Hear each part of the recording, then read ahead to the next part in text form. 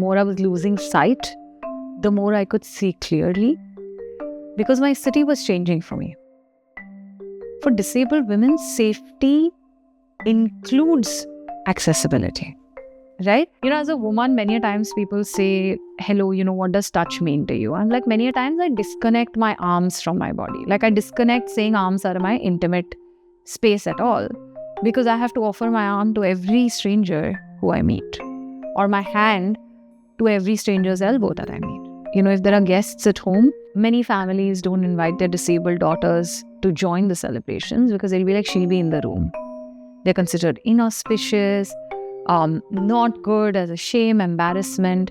We don't consider it to be violence when we're talking about women with disabilities not being counted in the census. Hi everyone, I'm Nidhi Goyal. I am a disabled feminist. I'm the founder and executive director of Rising Flame, a nonprofit that works on rights of people with disabilities with a focus on women and youth with disabilities.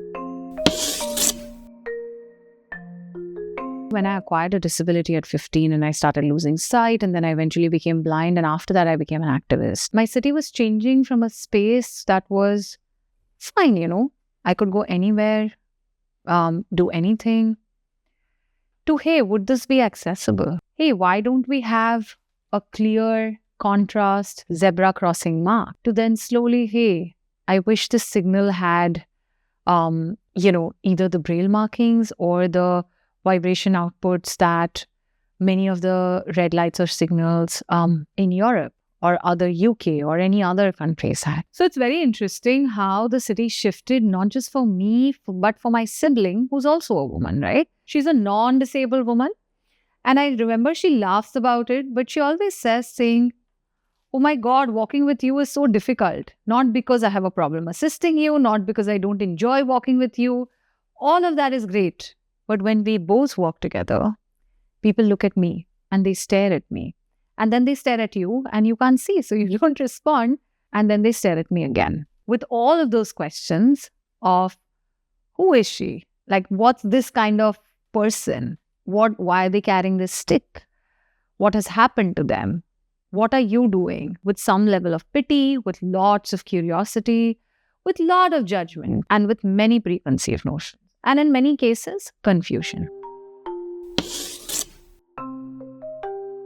For disabled women, safety includes accessibility. We were mapping with disabled and non-disabled women together, and non-disabled women very often said, if it's night, if the street is not lit, if we don't have our cell phones, and so on and so forth, right? Many, many common responses. Disabled women said, if it's inaccessible, if it's broad daylight also, I have my cell phone also, there is, enough of people around also. If it's not accessible, it's not safe. And it's not because I feel like, oh my God, I'll walk into traffic and I'll die. That's not what safety means, right? It means that because we don't have those ways or accessibility features or infrastructural accessibility, that I can cross the street independently. So what do? I call out to someone. What do I do to just access that city space is to invite someone in my physical space, in my intimate space, and allow them to touch me. As a woman, many a times people say, hello, what does touch mean to you? I'm like, many a times I disconnect my arms from my body. Like I disconnect saying arms are my intimate space at all, because I have to offer my arm to every stranger who I meet, or my hand to every stranger's elbow that I meet.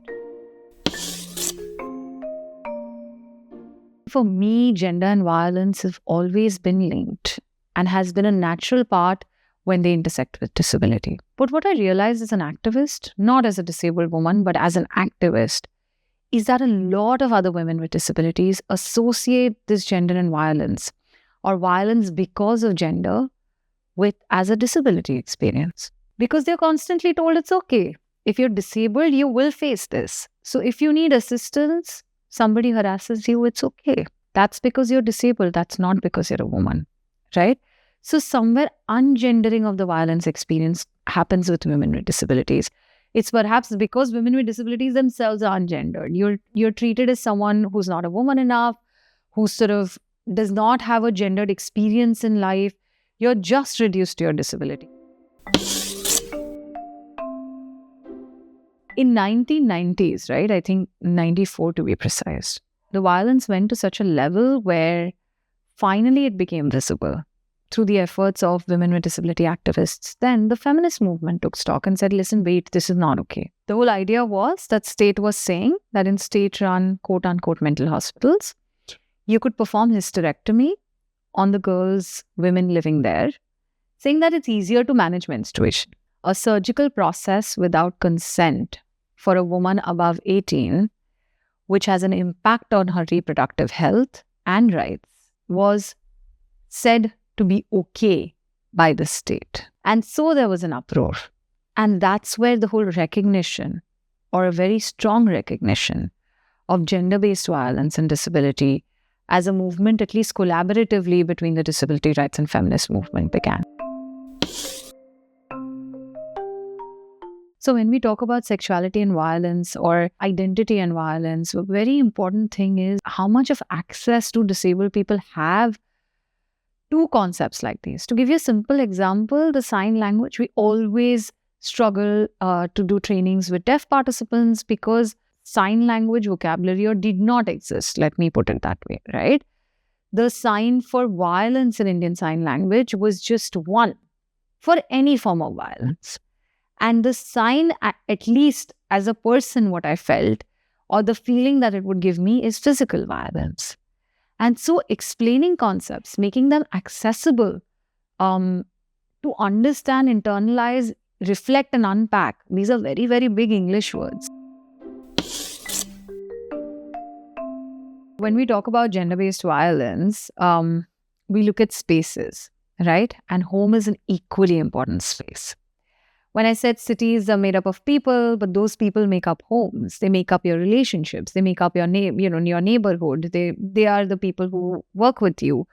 So within what happens within buildings, within families, within neighborhoods is extremely important when we're talking about cities, right? And this is the kind of violence which, for many, many, many people, home is considered a safe space. And so the violence that goes on at home is either not recognized or unwilling to be reported, or there is no possibility of an exit. When you're a disabled woman, how would you report if your caregiver, primary caregiver, is violating you? What would you tell them? That you're harassing me, please connect me to the phone line and I'll talk to them. What will you tell them? How will you tell them that because you have not given me a separate phone, give me your phone so that I can call a police helpline? Right? What are you going to tell them saying, I'll leave the house and go where? To shelter homes that don't want to accept women with disabilities. I mentioned a few forms of violence that happen at home and in families. Isolation, neglect, denial of existence. If you look at the Neglected and Forgotten report that Rising Flame published recently about the impact of COVID on women with disabilities, there are really subtle forms of violence, which you may not think is violence, right? One of the signers, a deaf woman who signs, says they don't sign enough. When the family knows sign language and tells me only basic things, I feel really, really isolated. I feel unwanted. But isn't this the same as your family talking amongst themselves and not talking to you constantly? We need to think about it. Even today, when we talk about domestic violence, does it strike anyone immediately that for a disabled woman, domestic violence is simply not giving her medications on time, simply putting away her assistive device in a space where she cannot reach by herself without asking her? That's not considered violence in any space, right? That's not considered to be violating her right, because we don't consider that seeking consent from a disabled woman is required at all. When caregivers do not ask them before undressing them, because it's a routine part. When they are told what to wear and what not to wear. When their desires or wishes are actively stopped. When they're isolated. If there are guests at home, many families don't invite their disabled daughters to join the celebrations because they'll be like, she'll be in the room. They're considered inauspicious, not good, as a shame, embarrassment. We don't consider it to be violence when we're talking about women with disabilities not being counted in the census. Why do you think we are undercounted in the census? It's because there is this shame that I'd rather not say I have a disabled daughter. Maybe I'll not even count her in the census. I'd rather not report her disability at all. So many forms of violence are not reported. Many forms of violence are not considered as violence. Like even in the law, the Rights of Persons with Disabilities Act, you'll see today. And this is not something you'll see for any other woman, right? Termination of pregnancy cannot happen except in cases of severe disability. Cannot happen without the consent of the disabled woman. And the act or the law does not define severe disabilities anyway. This is such a glaring sort of legal violation of rights of women with disabilities, right? We don't know about it. We don't care about it. There are stories where, because the daughter was disabled, the family members have given them contraceptive pills on their wedding and said that these are strengthening pills. These are vitamin sort of strengthening pills. Please have it every day. And after a year, the women have discovered that when they were trying to conceive, that they have actually been eating contraceptive pills because somebody else saw it and told her that this is contraceptive pills. It's not a pill for strengthening.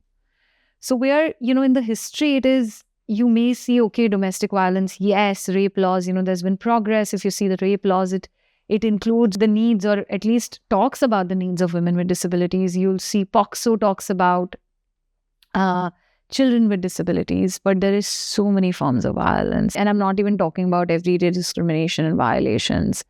There are just so many forms of violence that we're not speaking about that need that space. And the excuses are running out. Forced hysterectomy because there's better menstrual management still continues. Forced hysterectomy because parents feel that she lives with an intellectual disability and it's better that she doesn't have a uterus because if she's raped, at least she won't have a child. It's really, really difficult.